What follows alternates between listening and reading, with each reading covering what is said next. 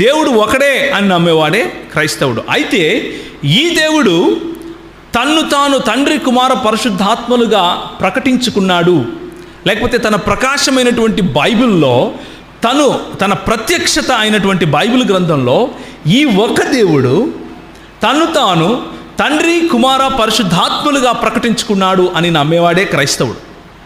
అలా నమ్మని వాడిని మనం క్రైస్తవుగా పిలవలేము. ఎందుకు పిలవలేమో ముందు చూద్దాం.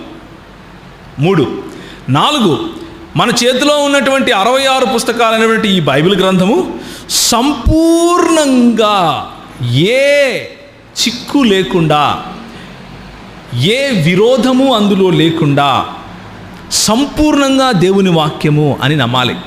అలా నమ్మని వాడిని మనం క్రైస్తవుడు అని పిలవటానికి వీల్లేదు. మొన్న ఈ మధ్య కొంతమంది ముస్లింలతో కూడా డిబేట్ చేసే పాస్టర్ ఒక ఆయన ఉన్నాడు.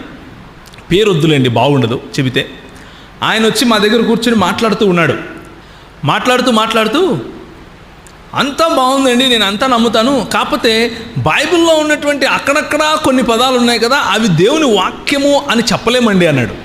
దాని తర్వాత అరగంటకు పంపించేసాం ఆయన్ని. ఎందుకు అంటే బైబిల్లో అక్కడక్కడ దేవుని వాక్యం కాకుండా ఇంకెవరి వాక్యమో ఉంది అని నమ్మేవాడు క్రైస్తవుడు అవ్వటానికి వీల్లేదు. ఎందుకు వీల్లేదో ముందు చెప్తాను.